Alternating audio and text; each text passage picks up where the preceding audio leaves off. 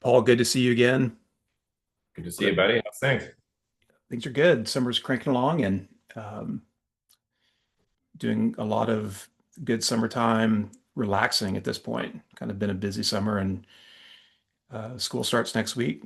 So I've been in a bit of a summer hibernation mode trying to get ready for the next push.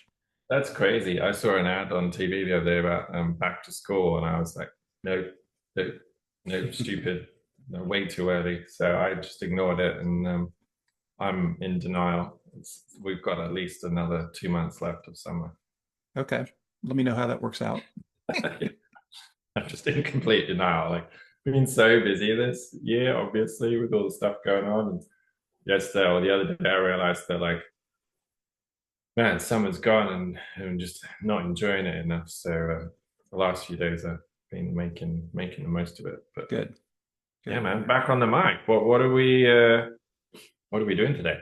We are having a discussion about the level 4 expert coaching course.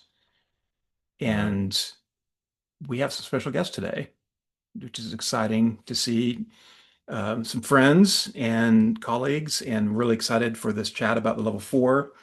Um, so I thought maybe we would start with some introductions of who we've got here on our microphones, and we'll get into it. Start, Ross. Let's start with you. Tell us a little Well, bit about yourself. yeah, hey everyone, I'm Ross. Thanks, firstly, for having me on.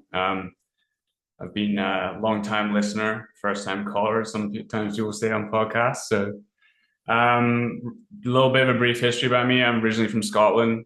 Moved to Worcester to really just follow the snowboarding and biking dream when I was, I think, 22, 23, back in 2006. And back then, I just had my level one snowboard cert, and almost 20 years in now, I've been gone through all levels in both snowboarding and biking now. So it's been really fun. Sweet. And you are one of the few instructor trainers for the level 4 as well, correct? Yeah, I think I've gone through that process the last, I think it was like 4 or 5 years ago. Paul asked if I could kind of come on board to do that. And it's been really, really cool. It's always a challenge. Every course you do is always a little bit different, but I feel like when you do this course, the stakes feel higher because there's a lot expected of you as a mentor. And I don't take that lightly. But yeah, every time I do it, it helps me get better. Cool. Harlan. Oh yeah. Well, hey guys. Nice to see you again. Thanks for having me on as well. I'm super excited to be here. I've worked with each of you over the years, so this is kind of fun to always collaborate and chat. Yeah, I'm Harlan Price. I own TakeAim Cycling down here in the Shenandoah Valley of Virginia, and I'm a level 3 GSMBC mentor. I am a level 4 as of a year or so ago, which was quite the journey. So I'm pretty excited to maybe illuminate some of that for folks. But I come from a racing background. I raced full time cross country. And then people kept asking me for advice on how to go faster. And true to XC mindsets, they were all asking for fitness plans. And I saw a real gap in the skills uh, coaching area back in 2010. And I started to look for ways to talk about or, how to fill that gap. So I started getting certified and been with you guys as my mentors, Paul, Kristian, Ross. Ross is my first level 2 certification since 2015, I believe. So um, just been working with you guys for 10 years, a decade now, and it's been amazing for my learning along the way. So every chance I get to talk about it, great. Love it. I think that's what's cool in this level is like, you know, I see you all as my mentors as well, and it's a cyclical thing, right? It's not a linear thing, and every time I ride with you, Harlan, I'm just learning and same with Ross and Kristian. So I think that's what's cool at this level is everyone becomes everyone's mentor and everyone's inspiration, and you just keep realizing that the more you learn, the more there is to learn, which is pretty cool.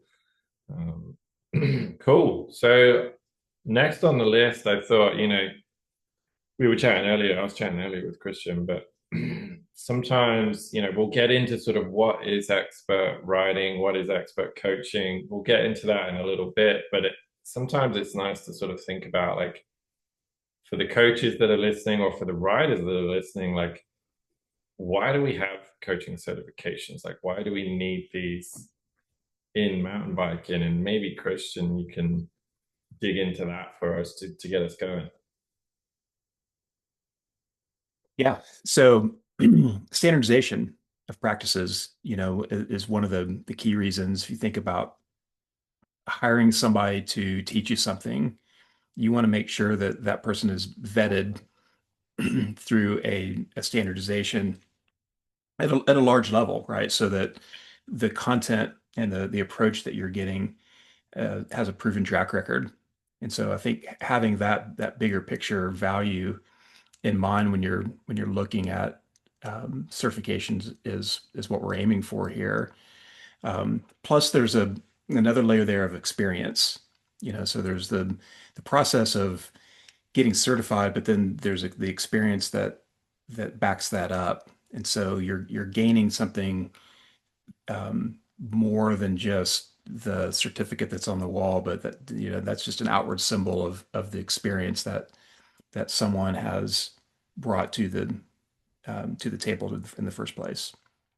Yeah, I like the way you say that too. Is it's like it's not just that you did the course and you were assessed and you got certified, but it's a reflection of your experience to get to that point, And even for a level 1 coach, you can't just sort of pick up a mountain bike and go do a course and expect that you're going to pass. Like, generally speaking, for level 1s, that they've probably ridden a bike for a while. They might have volunteered as a coach, or there's a lot of experience that they tend to need before showing up for that course. And obviously that increases as you go up to level 2 coach, level 3, and obviously the level 4 coach. I mean, most people that are successful on the level 4, it's a 5-day course, but if they're going to be successful on a 5-day course, they're probably coming into it with 6, 7, 8, 9, 10 years worth of coaching, let alone however many years they've had of riding, maybe even racing. So I like the way you kind of phrase that, and that it's a certification is really a symbol of not just your training and your education, but also your experience. And really, there are 2 big pillars of self-improvement. You can obviously do courses and get training and certifications, but a big piece of it is the real world experience, like on-job training and experience out there in the real world doing the work. These are all different kind of pillars, if you like, of education. So I like the way you say that. I think the other thing I think people sometimes don't talk about is, like, in a way, like the industry, the business side of it, the ecosystem side of it, right? Like, if you have a 4-tier certification system, then an industry will then naturally have a progression in the products it can offer, and also a progression in the way it does simple things like paying staff. If you have a level 3 or 4 coach versus a level 1 coach, chances are those coaches are going to teach different level programs, different ability level students, and they probably warrant a different pay scale. So it starts to go into not just sort of what do we offer the coaching industry, but also the commercial side to it. It's allowing businesses to structure programs, to even structure their permits or their leases based on the terrain the programs are running. And then even beyond that, like things like wages, salaries, workers' compensation, WCB, it all kind of goes into a whole kind of commercial system of how do we offer as an industry professional mountain bike programs, right? And the certification system is a big part of that much larger ecosystem, really. aside from just making sure we train people to teach skills properly so people don't get hurt. I mean, that's probably the obvious one. But then there's all this other stuff to a certification system as well, which is out there, but maybe we don't talk about so much. For sure. And I think also another layer is personal professional development. Like when I took the level one, like I didn't really need to do it. I had been, coaching and guiding for quite a while. No one was asking me to do it. However, in doing it, I learned so much about what I already do, right? And it started me on this journey of like, how can I embrace my own learning process and get better at it, and I felt the same as going into the level four. Like I didn't really need to do it, but I wanted to do it to see where I was at, and to see what I could bring to that table, for myself, as a coach, and then what can I learn from that kind of the expert world. And maybe we can use that as a jumping off point, to Ross. Can you talk to us about what, in your mind, an expert coach does? Like if you think about the people you've trained, the work that you've done in the snow sports and the mountain bike world, what is an expert coach all about? I mean, I think like an expert coach is someone who can really like do the whole spectrum of lessons, whether it's beginner all the way up to like potentially World Cup level rider, like world class talent, but still have the tools, have the confidence to be able to help anyone and do it really well. And even just kind of going back a little bit to what you were talking about earlier about the industry, like I think on this call, like I'm actually the only one I think who's technically like just an employee. I know Harlan's got his own coaching business, so I think for me a big motivation for the levels is just proving that I'm worth getting paid more. And there's lots of people, especially in Whistler, working for the bike park, where genuinely like a big motivation because they just want to get paid more because they want to be able to sustain this as a job, for their life. So for me, that was definitely a big part of it. And I'm always really impressed when people show up. Maybe they have a business, and they, like you said, Kristian, they don't necessarily need to get the certification to improve their paycheck, but they hold themselves to a higher standard and want to challenge themselves to actually like grow their coaching. And so yeah, really cool to have people coming on those courses for those reasons. But also I think a lot of people, maybe they might come in motivated by just trying to get a better pay rise. But I think a lot of them on it really sort of realize, okay, this is actually a really cool thing.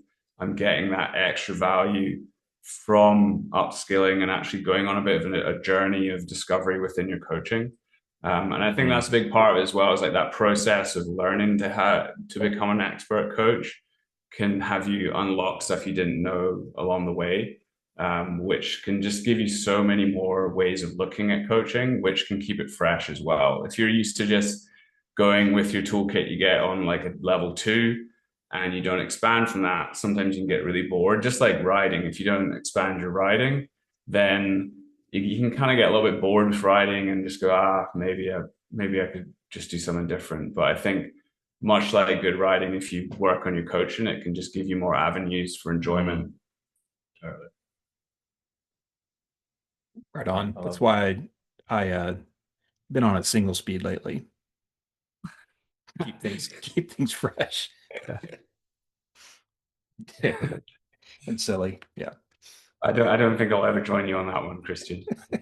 Never say never. I try and make motors into my life rather than removing technology. Right on.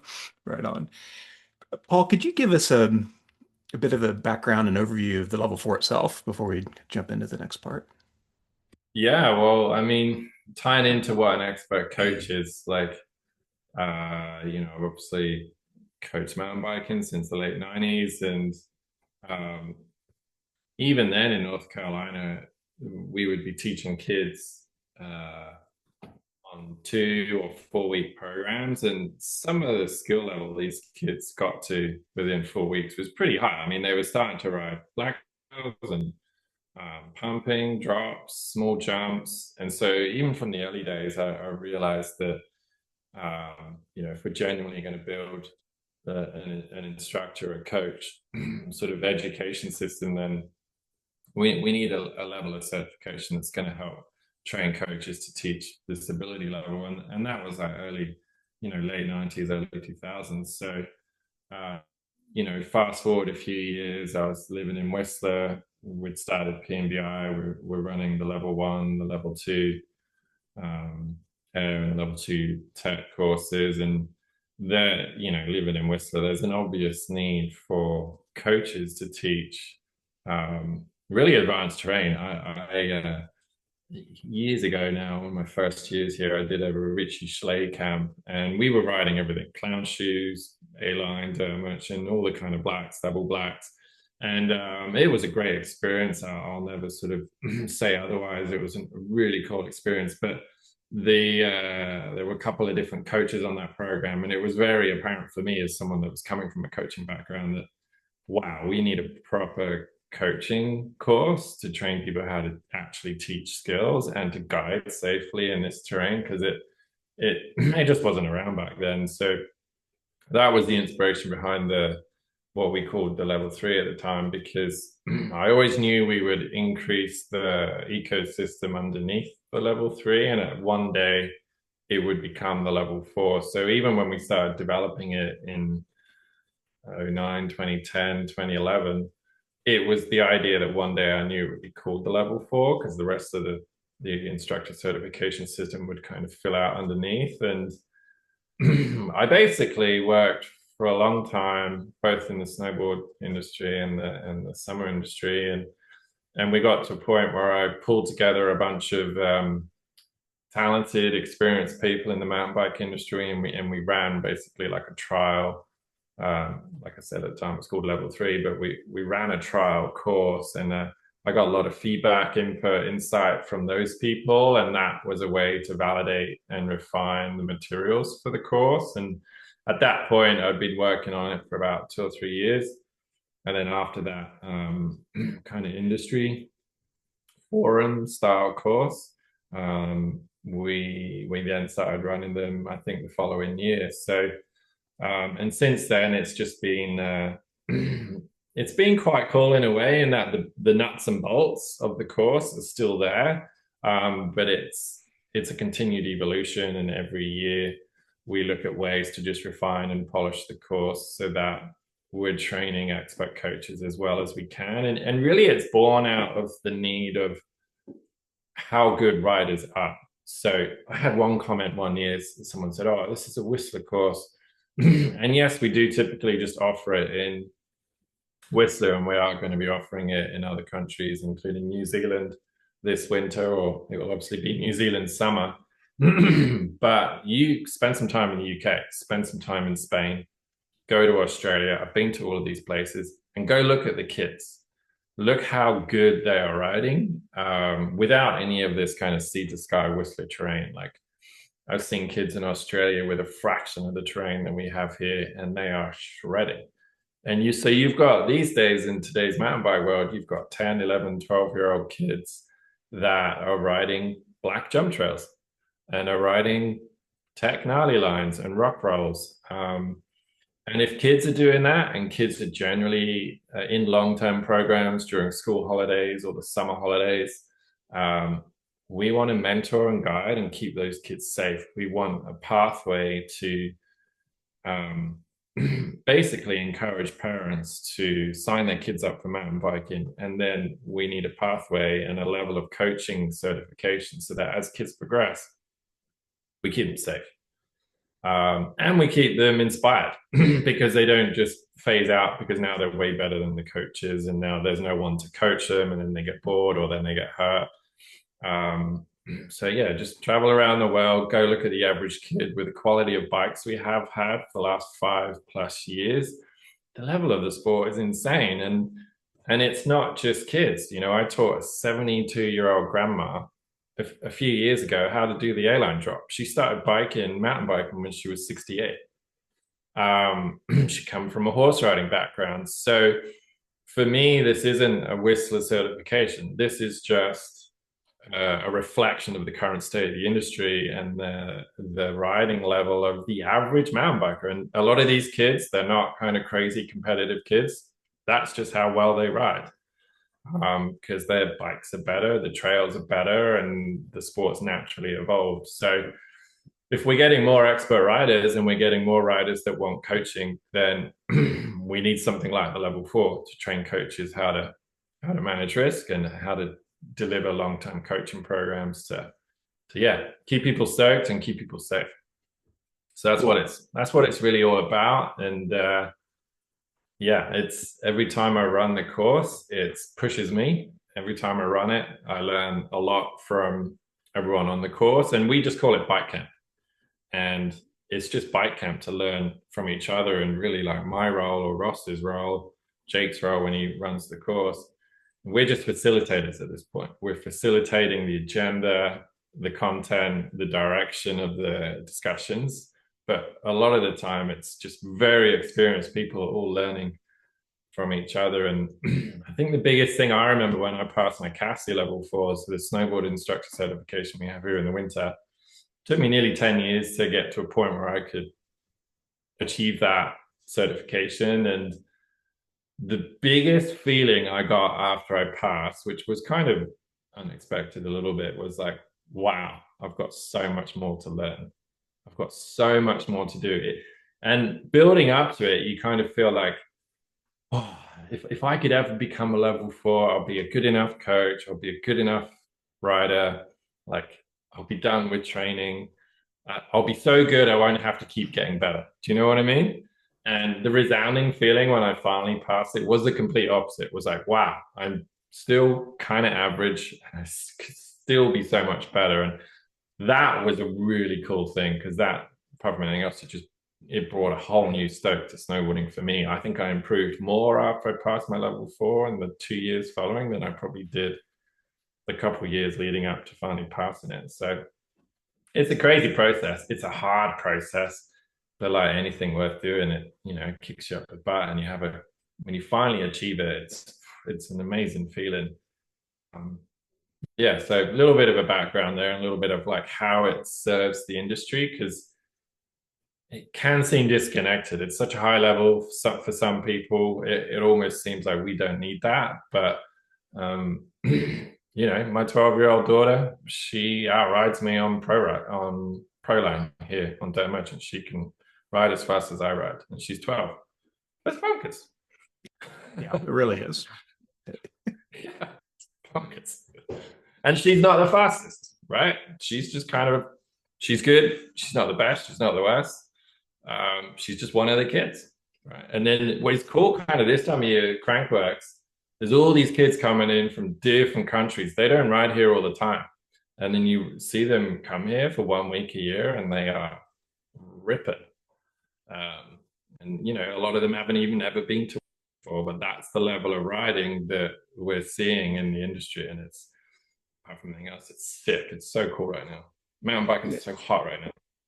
And that speaks volumes to where we're at. Thinking about a 12-year-old riding at speed on dirt merchant, and you went back 10, 15 years, there's maybe a handful that could do it. Yeah, they all do it. It's bonkers. Yeah. I remember following John Lee's kid, Anthony Shelley, who's now racing World Cups and stuff, but I followed him down dirt merchant when he was 9. And at the time, he was pretty short for 9, so it was almost like following a 7-year-old. He didn't even look right. You were like, that's not so cool. I've dropped in on Half Nelson with him and Ross and some other kids, thinking we were going on a kids ride. It'd be kind of chill. And, he threw no hander on the first jump. I'm like, oh, okay, we're gonna ride and have fun. Yeah. Hey, Harlan.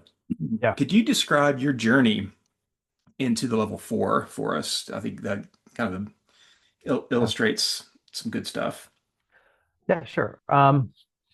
It was definitely a long and fraught journey. And I think that there's for me, not being yeah, I've been teaching since 2011, and in many ways, the mountain bike instruction culture has grown with me. It was pretty non-existent when I started, and then there's scattered hit bits here and there, but since 2011, it's just exploded.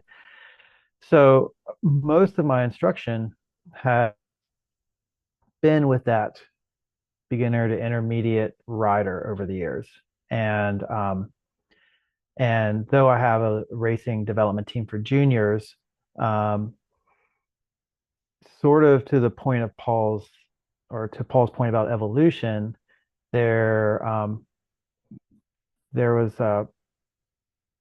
still the level one, level two, and then getting into level three was pretty much satisfying a lot of my needs for coaching.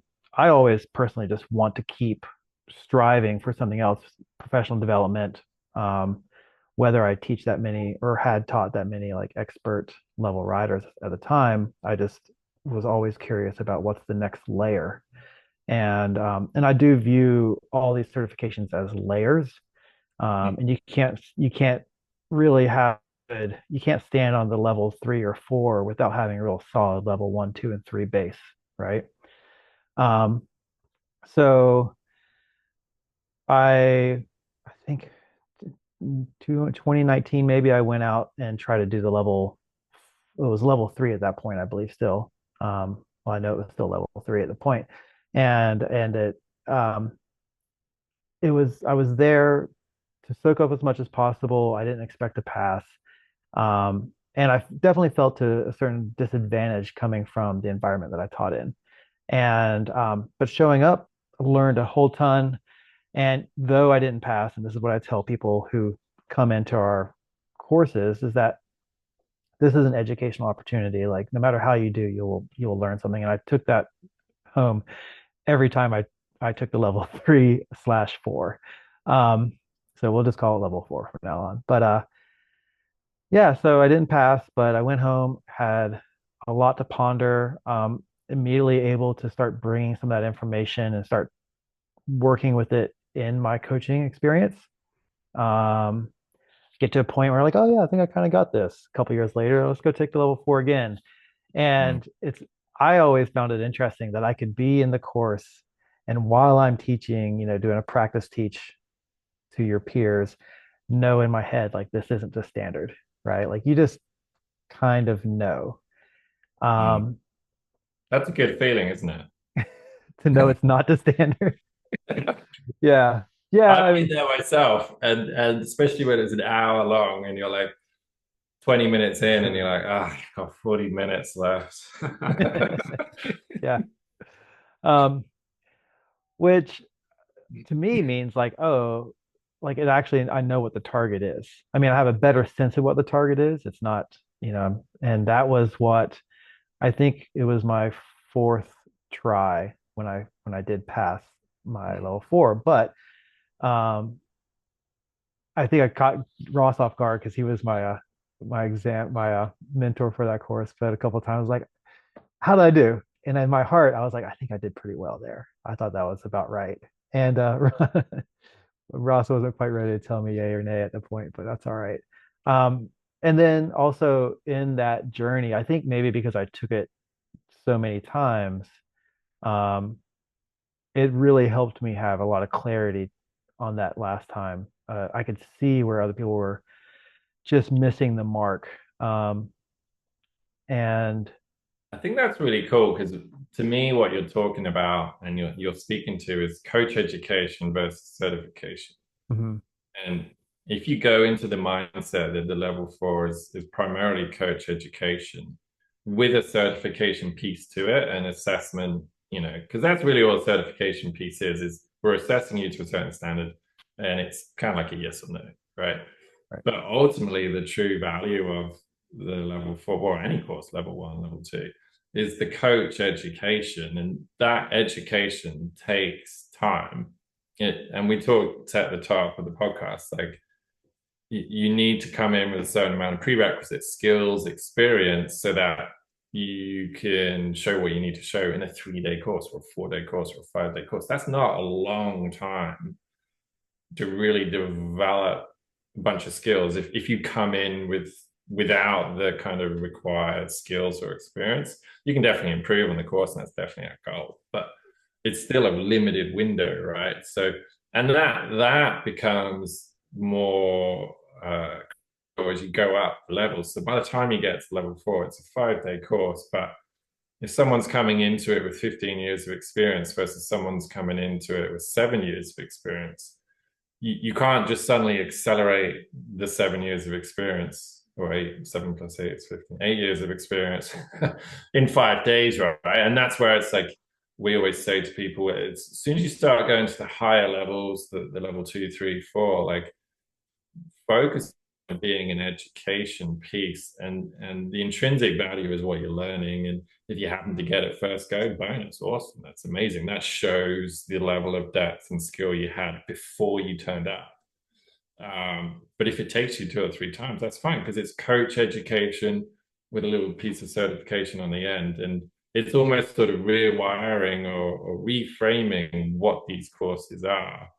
Primarily, it's the education piece, and then obviously there's the certification piece too. But the challenge is people flip that. They see it as a certification course first. I'm here to pass a test, and that's not the most beneficial mindset to come into these things, even for the level 1 course. Is the education piece first, certification piece second. Does that sort of resonate with you, Harlan, based on what you were saying? Yeah, 100%. And I think it's kind of like always a beginner mindset. Like, I'm always showing up to learn more. And the assessment part of it is to kind of to see if I did learn last time, or if I keep learning along the way. So yeah, very much so. It's Harlan, I'm education. curious, in your local area, how many other like pretty high-end coaches do you chat with regularly?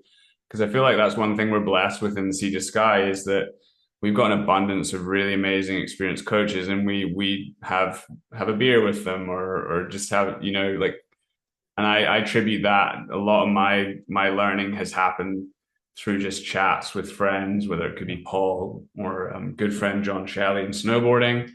And I think, yeah, these things go a long way to just adding those layers that you're talking about outside of course time. So really, if anyone is considering on doing a course like this, I think these are some things you can do to really help your chance of success, is really cultivate that coaching brain through just chats over beers, chats over coffee, whatever. I'm just curious, like, how much of that you might have. It's been pretty minimal, like and that's, I was always jealous of y'all up there, because you had such a peer group that at hand. I think fortunately I've been able to develop a couple coaches in my vicinity that are level 2s, but like super curious, super engaged in the material, super open to feedback, discussing. Every now and then I've seen a level 2 who's just like, I got my certificate, but they're very like closed, and they're not willing to keep exploring. And that's it's too bad for them. We even see that at the level 1, the amount of coaches that get their level 1 and think, yay, I'm quote unquote certified. I'm done. I'm good to go. Yeah. Whereas for me, it's always been like, no, that's the start of your journey. It's not the end of your journey. Yeah. And I think that there's a place for that person. Totally. In the same way that there's a place, because there's tiers to this education system, that there's a place for the person who's truly passionate and wants to go far. And to that point, like, I kind of want to say that, like, my feeling about what the level 4 is, the expert coach is the person who is so well-rounded and experienced in so many ways to not just like pull a tool out of the toolbox, but creatively use the tool with every different individual we come across over time. And so I see like online, people who do on like YouTubers, and they're like, hey, do this or that.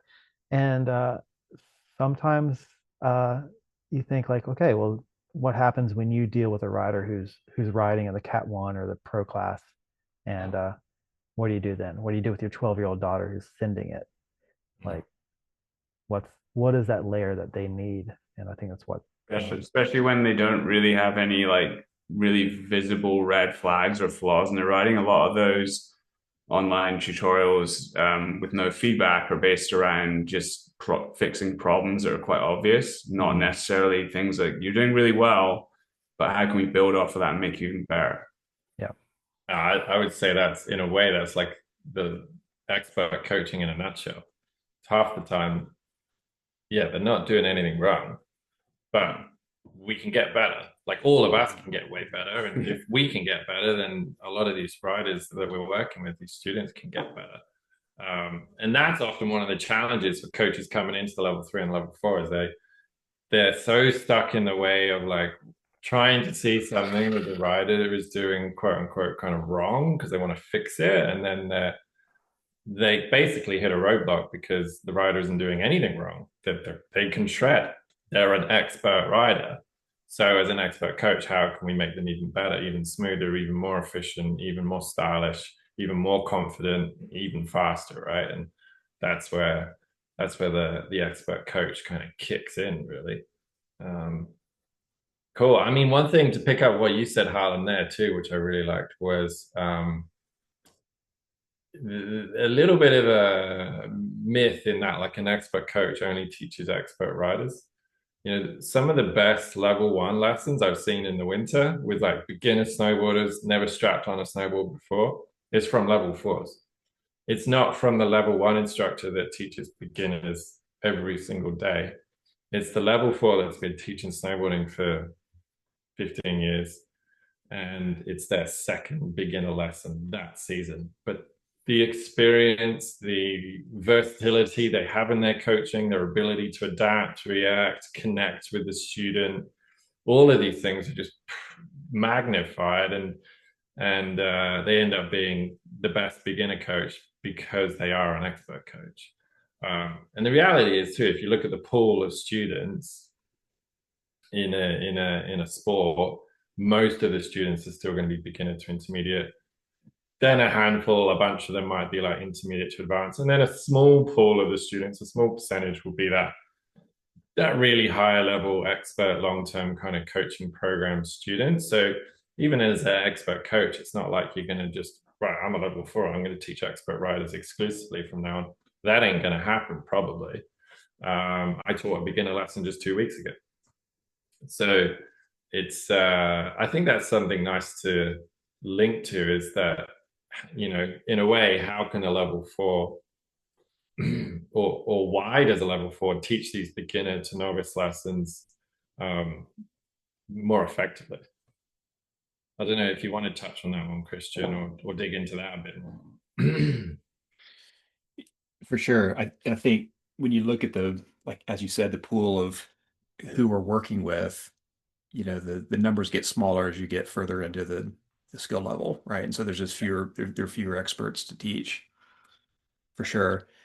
But I really like what you guys are commenting on here with that the intermediate rider where there's nothing obvious standing out, and it takes a lot of experience to diagnose what is actually going on and what's going to get them to their next level. And there's a lot of patience and writing and all of the kind of the more subtle skills that we get at in the level 4 and some of our other trainings where we're dealing with a bit of the mental skills, a bit of our people skills and how we're connecting and discovering like what are the roadblocks they might be having within their writing. And it really takes that, you know, we tease that stuff out in the level 4 to highlight how the expert coach can get at those things in an organized manner. And so I thought this might be a good kind of jumping off point to talk to Ross or have Ross talk about the process of learning to teach the level 4 or to facilitate, as you guys said, the level 4, and specifically maybe kind of highlighting on the coaching strategy side of things, like how we educate on that side. Yeah, I want to say, like, I always say to people as well, like, I've got so much experience of just generally teaching. You could throw me anyone to teach other than maybe a very famous person who I get a bit of a starstruck by in terms of riding, not a celeb. Sam Hill. Yeah, say Sam Hill, not that he'd need it, and I've modeled my riding as closely to his as possible, but the most nervous I ever get, and this is probably what people will experience on course, is if I'm presenting in front of my peers. So if Paul asks me to deliver a session, or if any of the two of you are at like a mentor training or whatever, that is hands down when I'm most on edge, because you guys know a lot. Because we're so mean. So for sure, learning to run or learning shadowing the level 4 course is definitely like quite mentally draining. Partly as well because I don't consider myself to be very good at learning by reading. I'm more of a learn by give it a go and hopefully it works out pretty good and then readjust from there. So Paul might give me a little bit of a sort of here's the outline of how the course should be run, but that's just me, and I have to see it being done, and I have to kind of just get in there and give it a go, and which luckily you're pretty good at. Yeah, thankfully, yeah. I feel like probably one of my strengths is I trust my teaching skills enough that I can adapt and problem solve on the fly well. For me, probably my biggest work on is the structure that you kind of need to have on the course to kind of guide people through that process. But luckily enough, when you're on a chairlift, you've got time to just consult your phone and go, okay, am I on track? So for sure, I'll do that. But it's good because I'm a big believer that you only progress when you are challenged. So I think it's helped me become better. And even now, one thing I try and do is I try and connect with people on the course in a way that means like I can show them that I'm actually fallible as well. It's not like I'm here to say I know everything, listen to me, do what I do. So one thing I actually try and do on courses is the very first theme presentation, I ask candidates to select a random theme, and I have one chairlift ride to figure out in my head. I don't come with a plan.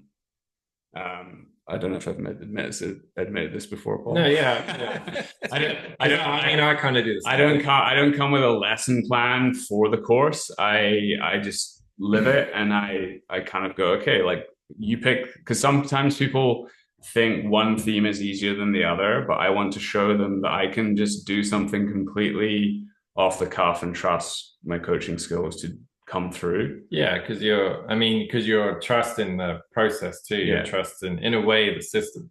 Yeah, you trust if I apply this template and this skill-based teaching and a bit of skill blending and all the things you now do autonomously without thinking about it, you'll be able to deliver a pretty good thing. For sure. And I tell people on the courses as well, and I'm honest, if I do the session, like the hour-long presentation, and I feel it didn't hit the way I wanted it to, I'll be honest. I'll say, hey, I tried it. These are things that I think if I'll engage with the group and see, hey, what do you all think I could have done better to engage with you or challenge you more? And that is all part of the learning process for everyone. It's not about me trying to deliver like a perfect example session. It's about a learning process. I think it might be good for the listeners to understand that when we come to the level 4, we're expected to teach a legitimate lesson to our peers. So like unlike level 1, 2, and 1 and 2, especially where we're kind of presenting example lessons. Hey, here's kind of a standard lesson. Here's how we might tweak it. For this type of individual, we show up to level 4s, and the goal is that we're actually at the end of an example lesson, we've all learned something. We've all been like, oh, cool. That was good. Right. And they were challenged. And they were challenged. And Our peers authentic. Yeah, totally. And it's been really cool seeing Duncan initially, and then Ross and Jake learning, like from my perspective, seeing them go through that process of teaching the course, because I mean, I'll simply put it, it's been multiple years. Like, it's not a course you can just grab a book and go teach. Like how long? Like 3 years, maybe. Yeah, I think To I think I had like one year of teach the shadowing a course. few of the like the prep course and then Yeah. the course, and then I think the following year I like was there as like a assistant, if you want to call it that, Yeah. before I was given the keys Yeah. from there. Totally. Yeah. And for me, it's the same. Like when I started delivering the course, I have the added bonus that I put a lot of the course content together, so that always makes it easier for me. But it was 2 or 3 years where it started to really feel solid, and I started to relax and be comfortable with it. And but it's like all the courses we do at GSMBC. I mean, every mentor has an outline that we have to follow, and that keeps our courses really consistent. But we also have to find that balance between delivering a consistent structure, but then adapting it to the environment, the coaches on the course, the weather, the trails, whatever it is. And I think that's something that Ross has always been really good at is connecting with the people on the course, and then sticking to the structure and ticking the boxes, delivering the key points, but he's doing it in a way that works for him. And to me, that's expert coaching. None of us are cookie cutters. Like, we're not trying to create robots that just all teach the same way.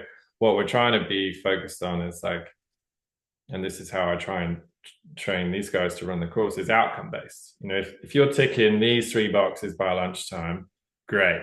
How you do that, there's some options here. Choose one that fits the best, right?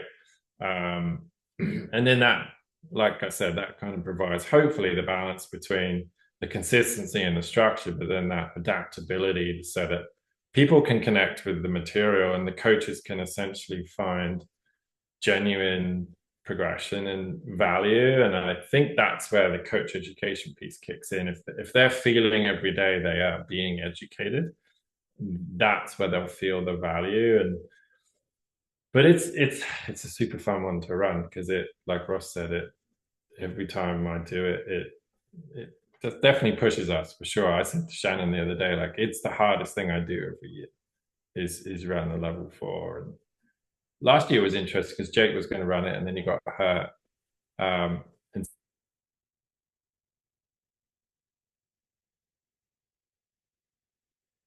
Oh, Harlan, you still there? for 7 years or something. So, but the thing is as well, because it tends to happen maybe once a year, maybe with a prep course as well, because there's not that repetition. You got to be on it like from that first course. But luckily, it happens usually at the end of every hemisphere season, so it's not like we're not like warmed up to coaching. I definitely find that sometimes when I go from that transition from snowboard work to bike work, my first course back to biking, I there's a little bit of a phase of me sort of like reminding myself, okay, we're on bikes now, because usually maybe the day before I've been on my snowboard. So, but it's the same kind of stuff though. Thankfully, it's that whether you're coaching someone had a, I don't know, I can't juggle. I think Paul can. Coaching, whether you're doing it in one sport to the other, it's essentially the same. It requires very, very similar skill sets. So, but it's the medium of doing so can be a little bit shocking. you can't juggle? No. No. Juggle. Ross, I remember I was pretty green course conductor. We were doing a course together in Oregon, multiple cell course, and was that the one in Bend? Bend, yeah, all 3 of us were there. Yeah, that was fun. That was a fun time. Yeah, really fun time. But I remember like still like writing out my notes and planning out, and you're just kind of chilling. You're just like, I just wing it. I just, Yeah. And it really, but it speaks to this idea of an expert coach is if you know the structures, and to come back on to what something you mentioned a few minutes ago, if you truly try to connect with your people and you have the skills to pay the bills, you don't really need the blueprint. Like you can make it happen. And I think Well, that really differentiates that expert coach from the yeah. others. Well, I would rephrase that and say like you need the blueprint, but the blueprint is subconscious at that point. Sure. You have the blueprint, you just don't need to think about the blueprint. It's in there, right? Like I think as well, I'm generally in this context, I'm not afraid to get something wrong in inverted commas, because I think that's a huge part of connecting with people is having that way of showing that you are fallible, you're always learning, and I think one of the biggest inhibitors to learning is being afraid of getting something wrong. And in the teaching context, our role as coaches is to actually allow people to do that in as safe a way as possible. yeah. Sure. Learn from those safe mistakes. So, Totally. and that includes teaching, right? Like when you're on a course, you're not like dealing with a paying customer. So why not try something, learn from it, and get feedback on it. For sure. Well, and that's interesting because it's like you're opening the door for them to make mistakes as well.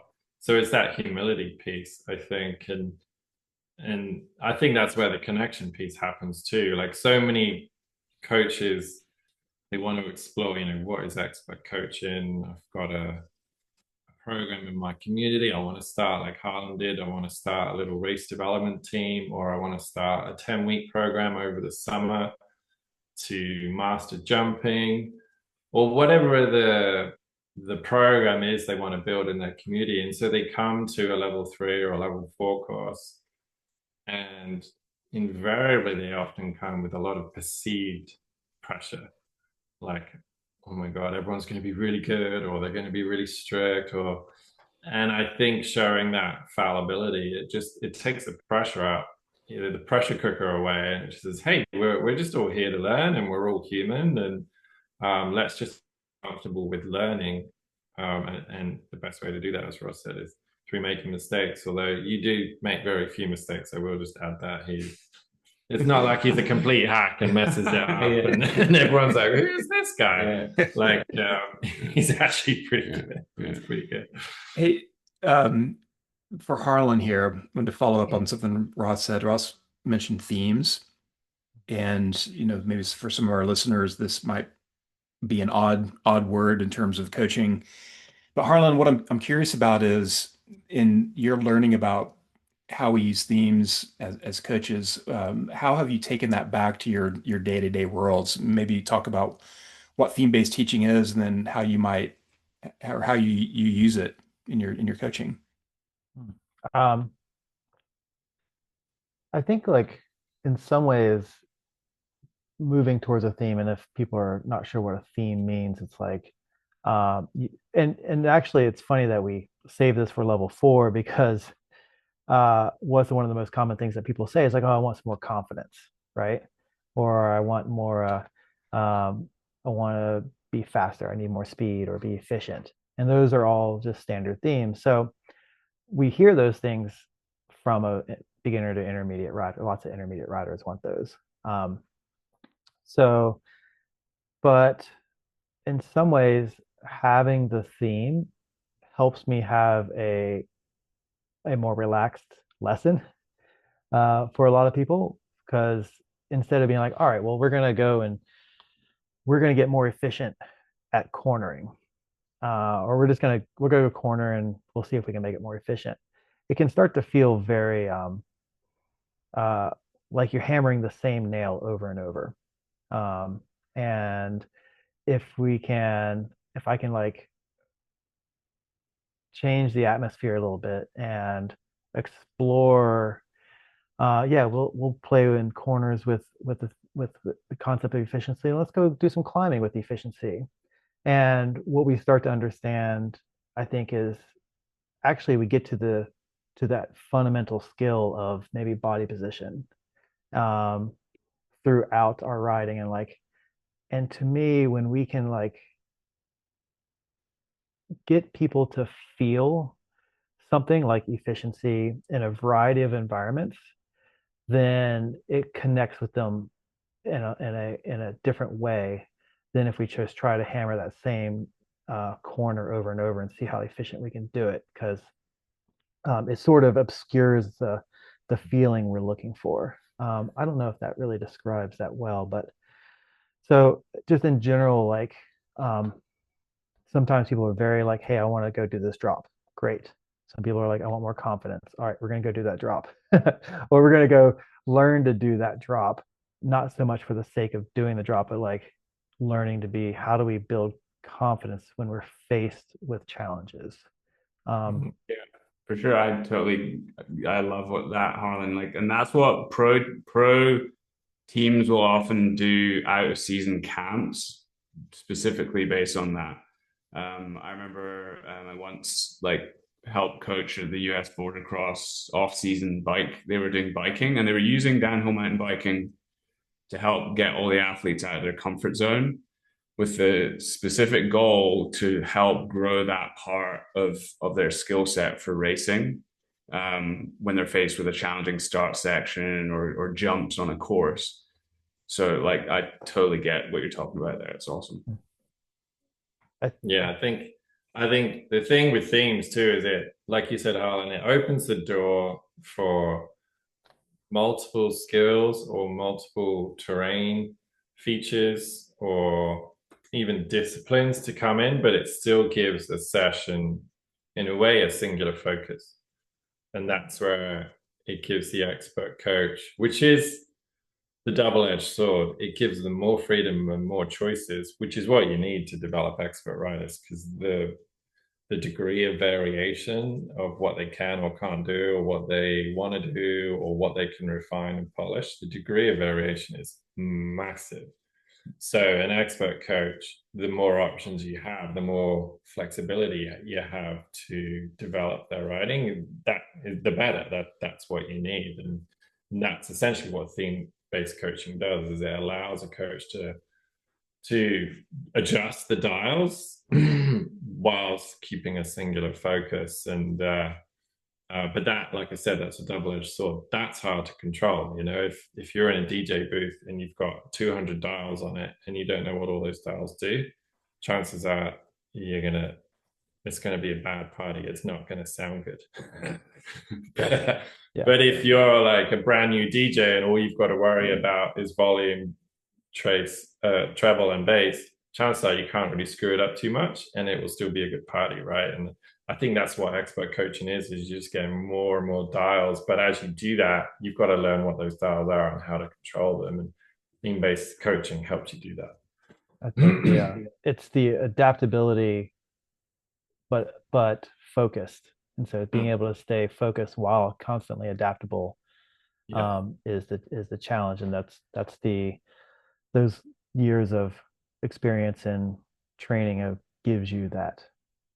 Yeah, for sure. And I think theme-based coaching as well connects with the long-term aspect of what we do. You know, if we think about earlier podcasts, we talked about coaching versus instructing, and you know, one of the distinguishing features is, you know, coaching is typically long-term.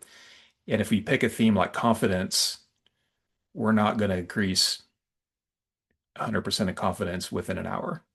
We might get at 5%. And it's going to, you know, so if we get at this theme where we've got all these dials, over time, we're going to start adjusting others, and learning the structure of how to do that, I think, can be very, very eye-opening for both the coach and the rider. So Harlan, I'm interested in your racing team. You had a race this past weekend. Mhm. And are there themes or approaches that from the level 4 that you've incorporated into your team? Yeah, well, so I actually do a month, like a weekly skills training plan, and so we use Training Peaks, and we have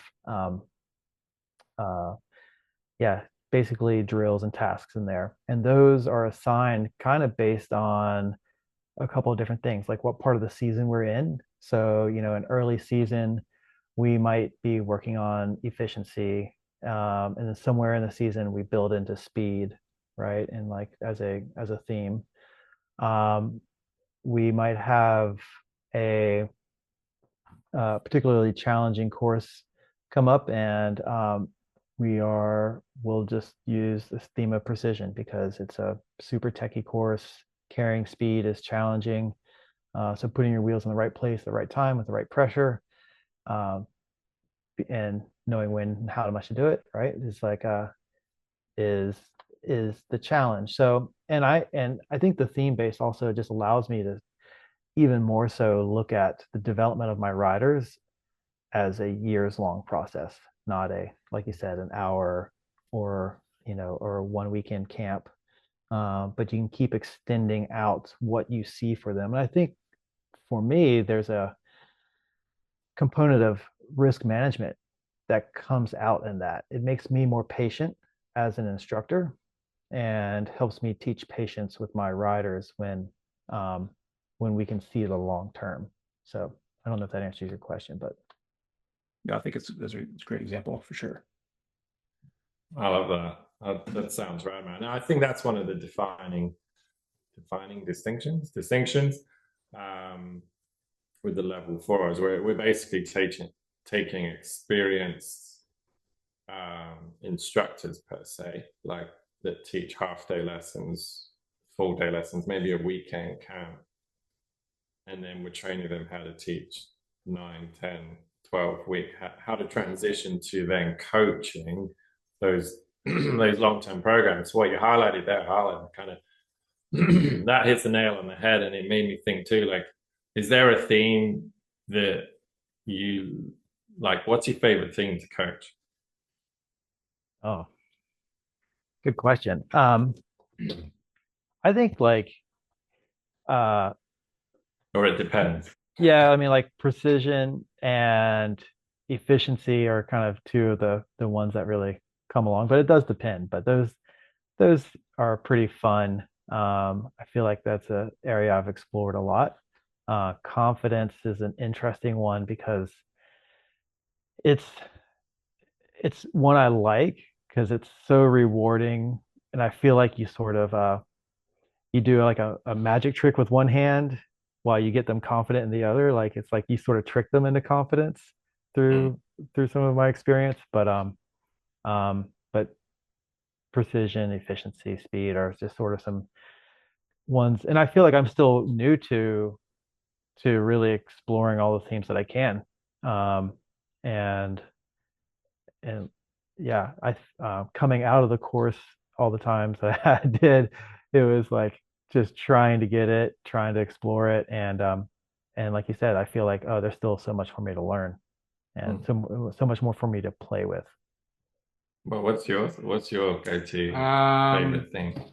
I think quite often I find that when I'm coaching generally, I don't necessarily define the theme so much, and I find that they do all like the skills, they do all interconnect. But I am a big fan of creativity or style, and it's not, and because that's my strength as a rider. Because all you guys know, I can't whip like well, but it's more like the style, the creativity of where you place your bike on the trail. Using the whole width of a track, or hey, am I going to be a bit more poppy and try and gap stuff like Jackson Goldstone, or am I going to be a bit more like, I don't know, like Brooke McDonald and be strong and just smash through stuff? Of course, he doesn't just do that, but if we're going to pick two riders that maybe ride a little bit differently, that's probably a pretty good way of looking at it. But yeah, I like having challenging riders to have explore different styles of riding, because that will build their adaptability. And in doing so, they will actually have to have precision. Because if you're not precise and you try and ride the way Jackson rides, you're going to get flats really a lot, or you're going to break stuff on your bike or your body. So like I said, I think they all do interconnect, but it just depends on what you really want to shine a light on at any given time in terms of your own coaching brain. But yeah, I suppose that's what I like. No, I like that. That's probably one of my speed and confidence for sure. I like those, and I love teaching creativity and style because I would say like the missing piece for a lot of writers, um, beyond the confidence that separates an advanced writer from an expert writer is often it's almost like a mental approach to their writing, like opening up their mind to what they can actually do with the current skills they have. So a lot of advanced writers are really good writers, and what's separating them from sort of bumping up to the next stage is they're just not playing around enough. They're not being creative enough. So I love teaching that thing because it makes them realize, sorry, it makes them realize they're a lot more capable than they thought they were, and actually they're a lot more stylish than they thought they were. They just need to sort of see it in action, know what's on the menu, and then they can start sort of doing those things as well. I love teaching that one. It's a good time. For sure. Yeah, I try to unlock that on single speed all the time. Style. As long as you got a dropper post, you're good. Yeah, right. No, it's been a fun challenge for sure. Yeah. Hey, let's maybe got one more question here before we wrap things up. Writing standards. We haven't talked about the writing standards for the level 4. And so maybe from both of your perspectives, maybe Harlan, start with you as a non-local Whistler writer, and Ross can chime in as well. What's your perception of the writing standards for the course? You have to me, you would need to be a writer who is comfortable in all variety of terrain. Maybe not all, but pretty close to all of it. Maybe not D1. Um, so techie, A line, maybe some dirt merchant. Um, things should you as a writer, like the general impression I would want to see is that you have flow. And the flow being like just in your body movements, there's a lack of rigidity, there's like a lots of adaptability. When things go wrong, it almost looks natural. Like you did it, you're like, oh, I meant to do that. So just a lot of adaptability, flow, and comfort in almost all terrain. Hmm.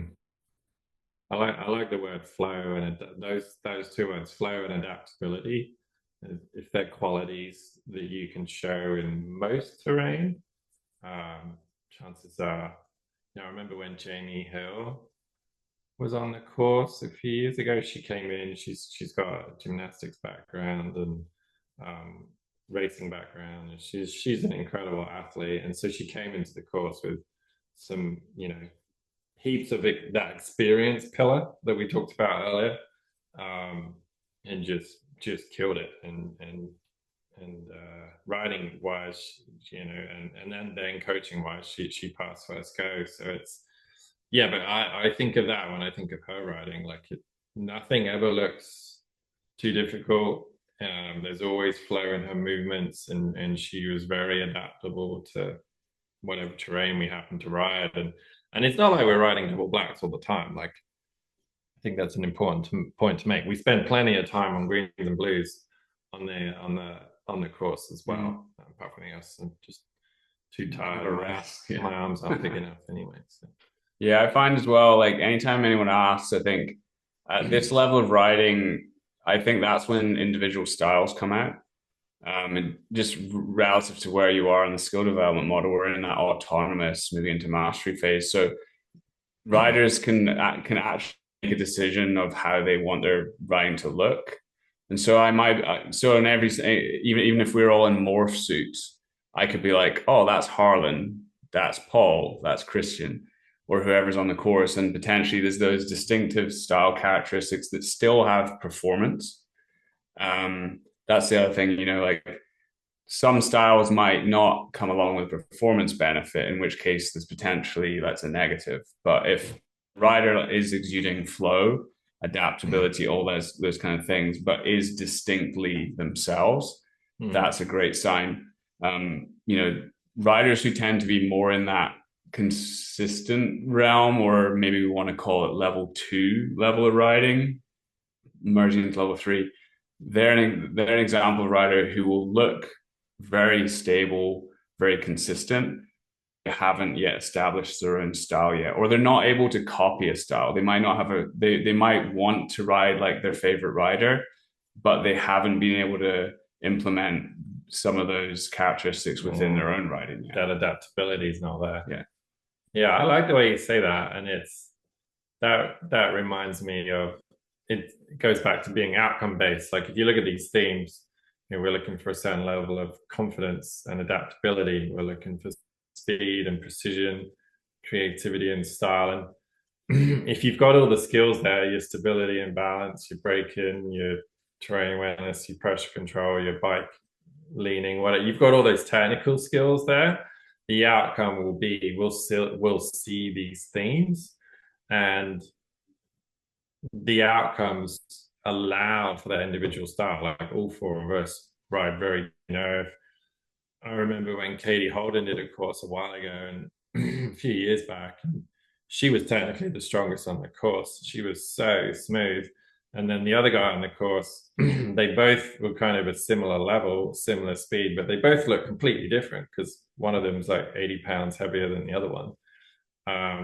But they're both ticking the same boxes. They've got the same brake control. They've got the same confidence. They've got the same flow, but they look very different. So I think being outcome-based is a big part of what an expert coaching course should be, and what expert riding is. Like, go watch a World Cup, right? Or an enduro race, and they're all going really fast. They all have speed. They all have flow. They all have style. They all have confidence, but each person looks a little bit different. So I guess the good news is that there's freedom of expression, and we're not looking for cookie cutters, because that's not expert riding. That's not expert, and that's not humans. That's not a human-centric approach, apart from anything else. Like every human is different, and they learn and ride and process things uniquely, right?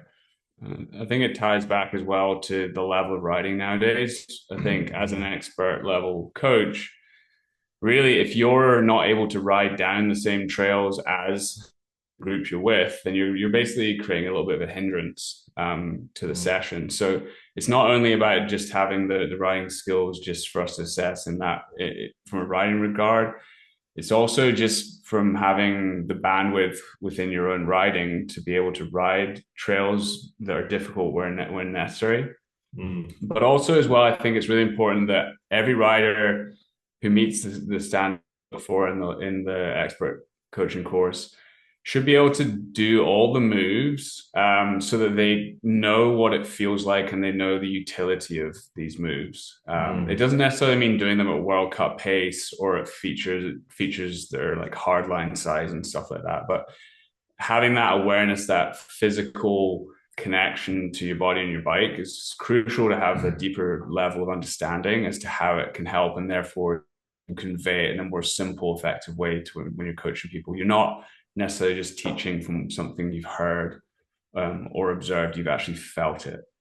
Right, which opens the door to risk management in the guided context too. Because if you know what's required, you're able to observe what you need to see in your rider, but you also know firsthand the consequences, of errors, and so that elevates the coach's risk management strategies and their guiding protocols in that expert That's terrain. a really cool point, actually. I might just pull that up quickly, because like Fade to Black here is a good example. There's three drops on it.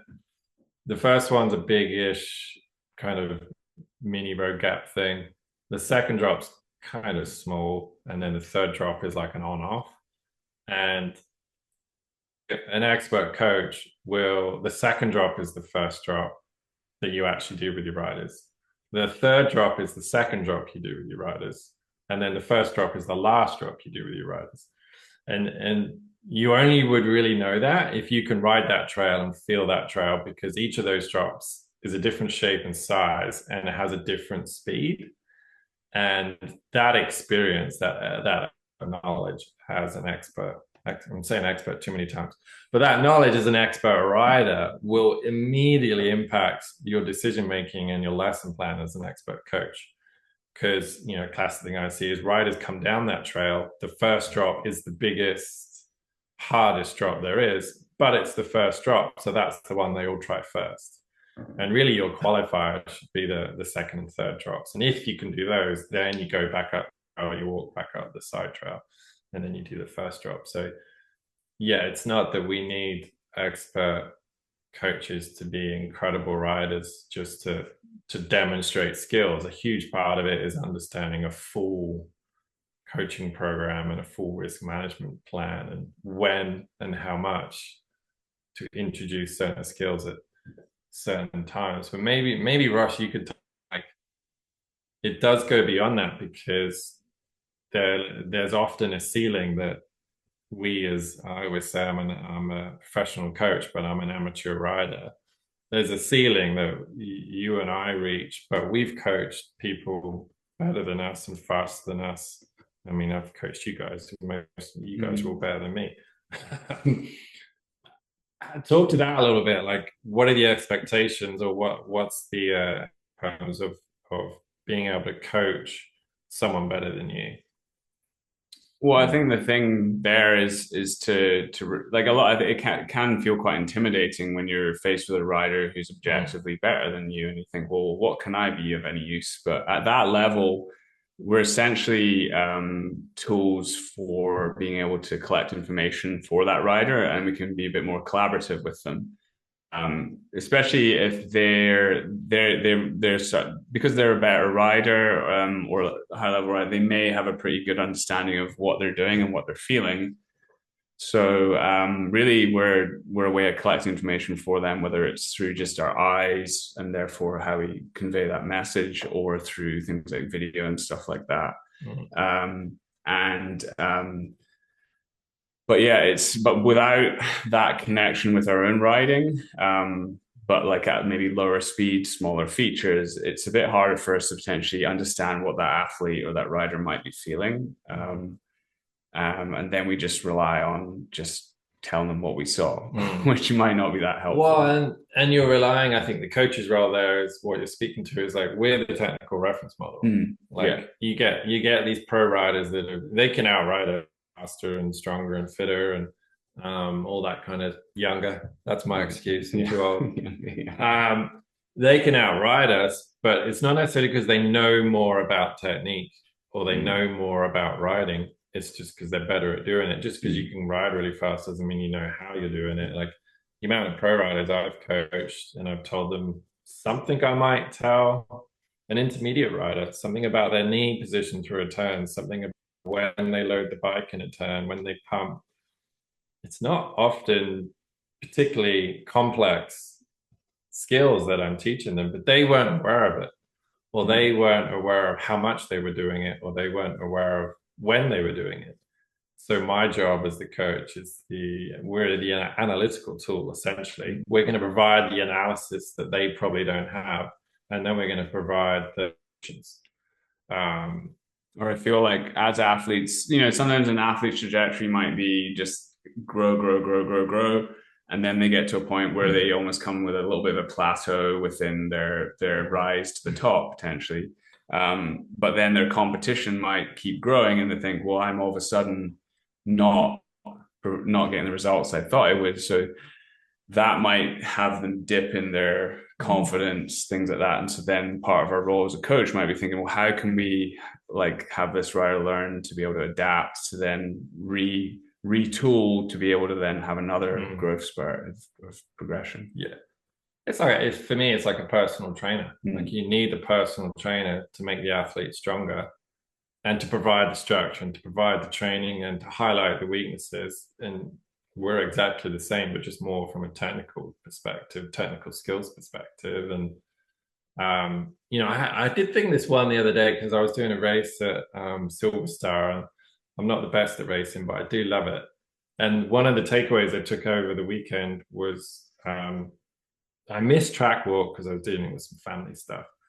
And so on practice day, I spent more time just standing on the side of the track watching others come through, which I don't often do at races because I like riding my bike too much. And I've learned actually I need to do that more. If I'm actually going to race, I need to just stand and watch fast people come through sections. Scary.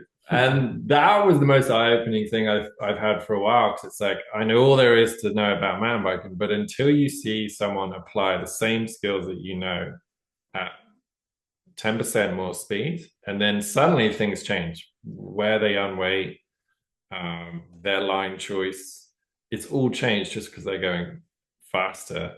And so in terms of like coaching these pro riders, there is a limitation to that technical model in terms of like, how much can I analyze their riding and find areas to improve.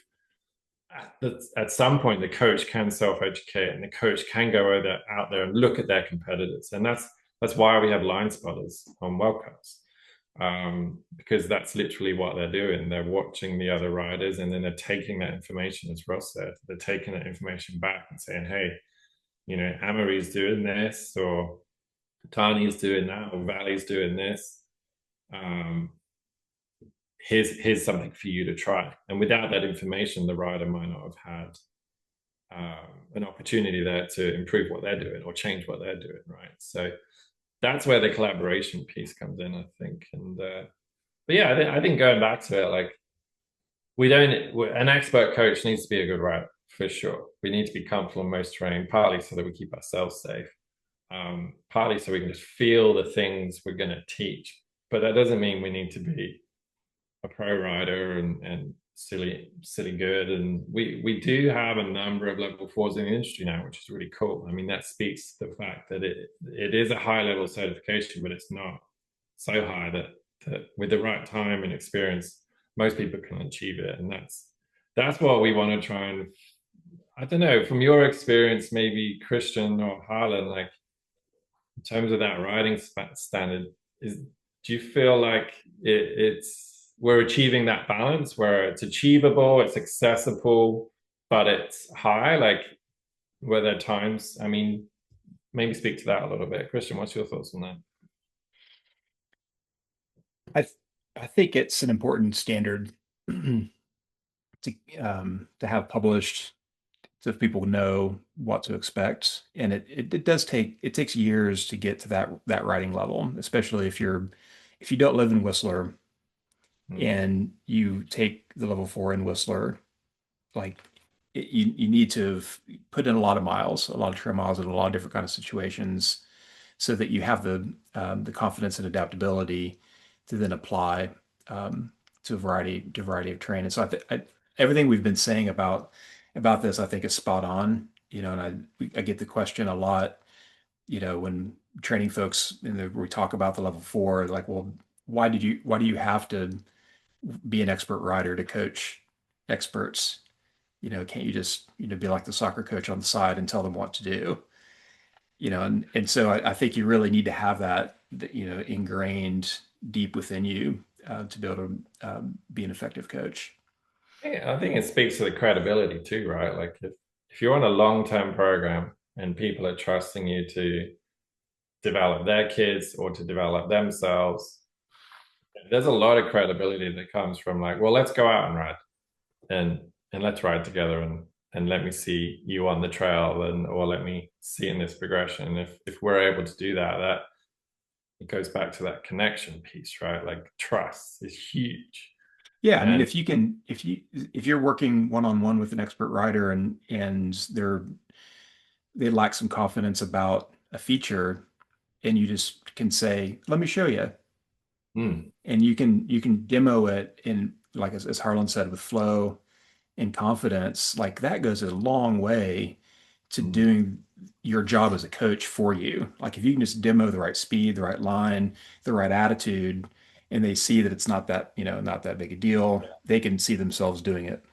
Yeah, well. or even, like, I would say, like, say there's like a steep techie rock roll into a rough shoot or something out of the rock roll. Like, you may not be at a point where you want to ride that, but the student knows you've ridden similar stuff to that, and you ride stuff like that all the time. And the student might be like, yeah, this is probably a notch above my coach's pay grade for them to ride, but I know my coach understands what it's like to drop into something like this, or to ride out of something like this, or to even just kind of go through the process of building up to something like this. So I think that's where, like, yeah, there is I guess a minimum ask from a lot of expert riders when it comes to, like, I want to trust my coach, and a big part of that is knowing, well, has my coach been here before? Could my coach do this, or have they done something like this, right? Because if they haven't, like, well, why would I trust their advice on breaking points or pressure or grip when they've never ridden anything like this before? Like, that wouldn't make sense, right? Whereas if you're on the soccer field, I mean, does it really matter? Run a bit faster, kick the ball, here's some drills. Like, I've seen a lot of soccer coaches that can't play soccer at all anymore, but at some point in their childhood they did, and so they know how to form a drill and they know how to kick a ball. So even there, that there's a trust, there's an obvious trust that the athletes are looking for, right? Yeah. Good times. Yeah. I think an interesting thought that came to my head, or a thought that came to my head, interesting or not, is that a lot of times people will hire a pro rider to give them some coaching, Yeah. right? And they can fill that role that you described, like, oh, I know this person knows it. They can show it to me. And even sometimes I recognize in my rider, they just need to see another demo. They don't need more verbiage. They don't need more words. They need to see the demo. They need to see it 2 or 3 more times. And but this is why we have a standard for riding and coaching or instructing. And that's where the expert level coach knows they just need to see something, or this is the new approach you have to take for this rider at this moment, at this time. I can describe these little nuances and refinements of the dial along the way. So just thinking about the difference between an expert instructor who can't do the riding, or actually somebody, and then an expert rider who can't do the instructing is. Well, I like that. Like the pro rider, their choice is often quite singular. They can show it, but can they do can they do it any other way? Can they coach it any other way other than showing it? And that's where, like, I would say an expert coach, chances are they can ride it, they can show it, but they could also come up with a bunch of different ways to. Or they might not recognize if skill-wise the rider isn't quite there yet, because they're so used to just being able to do it and it's easy for them. Yeah. And they think very tactically. They're like, this is the line to do it. Pop here, it'll be good. Yeah. Obviously, some are like more in tune than that. But I think people, riders who are really, really high level, they maybe don't understand the pathway to get there in the steps that an expert coach would, which can lead to some accidents along the way, which can not be ideal. Yeah. Not recognizing if the student's ready for it, for sure. That's a huge one. But now we could talk about this all day. Well, I think we could. I think this is a good place to. I'm going to go into a cornering session with some. I think this is a good place to wrap it up for us for this one. Yeah. Hey, I really, really thoroughly appreciated seeing you guys together and talking and learning from you again. Paul and I do this out of just the passion for that we all share, right? And just it's wonderful to have you both here and sharing in that. And every time that I'm around you guys, I learn something. So I really thank you. Yeah, cheers for first time. Definitely a little bit of nerves, but hopefully first did a of good many. job. Yeah, great flow, Ross. Good job. Yeah. Donuts. One final note, like, we do actually now have Donuts and Bikes t-shirts. Oh yeah. And it's merch.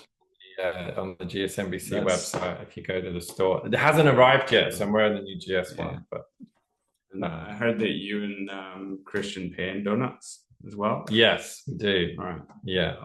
Yeah. You know my address. Yeah.